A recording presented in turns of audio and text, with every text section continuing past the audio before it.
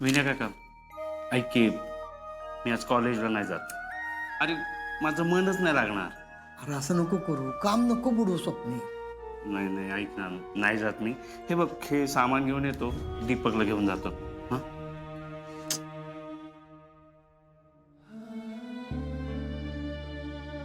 पुण्याच्या कलेक्टर अपर्णा यांचा शोध अद्याप लांबणीवर. पोलिसांची जादाची कुमक आज रवाना होणार.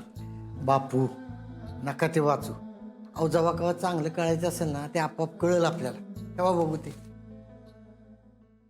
आज नाश्ता झाला ना की शेवटचा डोस घ्यायचा आहे बाळा आपल्याला. छोटे सरकार, हे घ्या गरमागरम पोहे. अरे वा अमोल, तुझ्यासाठी ना मोमानं चमचमीत पोहे केलेत आज. वा आजोबा, खूप भारीच आहेत पोहे. मोमा, तू प्लीज माझ्या बापासाठी असेच रोज पोहे बनवत जा, म्हणजे ते दोघं पोट भरून नाश्ता करतील ना.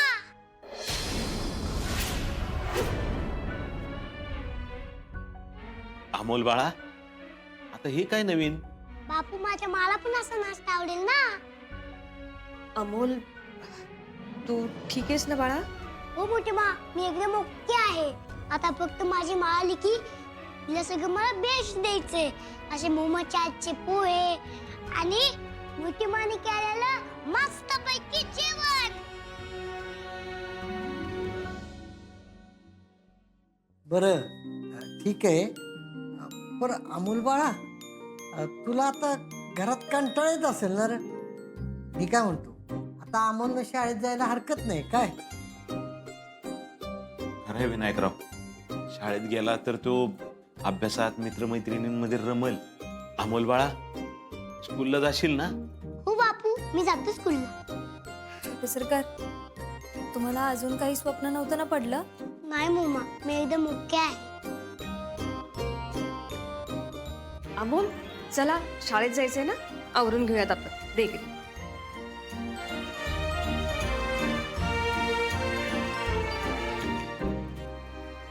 विनू बाबा, तुम्ही हे बरं केलं हा.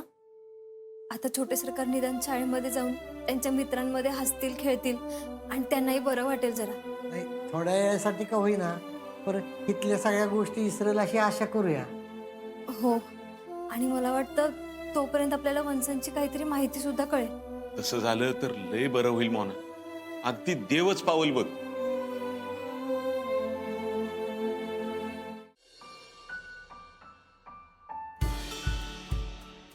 अमोल, ही तुझी इंग्लिशची बुक.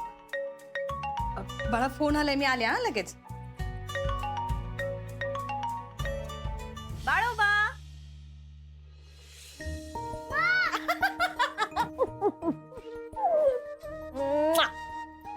काय रे, कसं सुरू आहे तुझा अभ्यास? एकच नंबर मा.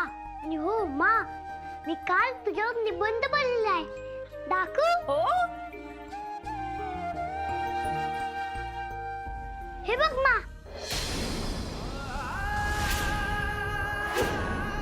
मा, मा, मा. अमोल, ए अमोल, काय रे, काय झालं बाळा? मोठी मा, अगं आता इथे माझी मा दिसली.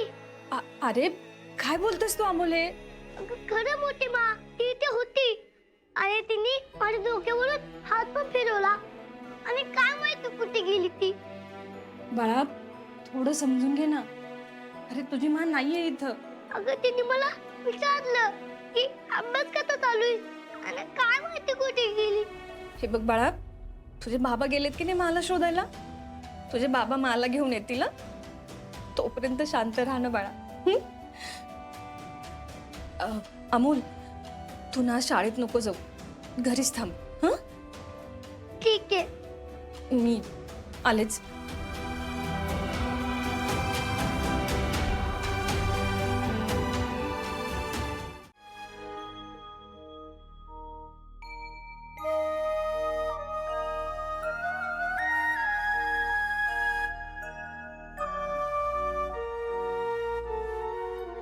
अमोल बाळा, तुला नक्की काय झालंय? बापू, मला मा हवी आहे. आणि बातम्यांमध्ये थोडं वेगळंच सांगतात. ते म्हणतात मा गेली आणि बाबा म्हणतोय की मी मला नक्की शोधून आणणार. कायच कळना काय होईल ते. अमोल, अरे बाळा तू लहान आहेस ना, तू एवढा का विचार करतो? कारण मी माझ्याशिवाय नाही राहू शकणार बापू. अमोल बाळा, अरे तुझ्या बाबांनी वचन दिलंय ना, मग विश्वास ठेव बाबावर. तुझा बाबा नक्की आपल्याला घेऊन येईल.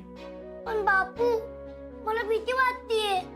बाबा मला एवढा शोधतोय तरी मला सापडतच नाहीये. बाळा, मान तुला वचन दिलंय ना, तर मग तुझी मान नक्की परत येणार बघ. ती दिलेला शब्द कधीच मोडत नाही. पण बापू माने एवढा वेळ नाही लावायला पाहिजे ना. अरे बाळा, आता मला सांग, आपण पण तिच्यावर विश्वास ठेवला पाहिजे का नाही? ती आली नाही म्हणजे तिच्या पुढे काहीतरी अडचणी असतील, होय की नाही? पण अमोल बाळा, तू मान सांगितलेलं सगळं विसरत चाललायस बाळा. मी काय केलं बापू? तू आजारी होता त्यावेळेस सुद्धा मा कामावर जात होती की नाही? कामाचं कर्तव्य तिने टाळलं का? पण तू मात्र तसं करत नाहीस. तू शाळेत जायचं नाही म्हणतोयस. आता तू शाळेत नाही गेला तर तुझ्या माला आवडेल का बाळा? नाही बापू. मग माझं ऐक, तू शाळेत जा. शाळेत गेलास ना, तुला बरं वाटेल आणि तोपर्यंत तुझा बाबा तुझ्या माला शोधून पण आणल. खरंच? तोपर्यंत बाबा मला नक्की घेऊन येईल ना? हो, पण आता तुला शाळेला जायचंय ना, हो बापू. मग पटकन आवरा आणि शाळेत जा. हा?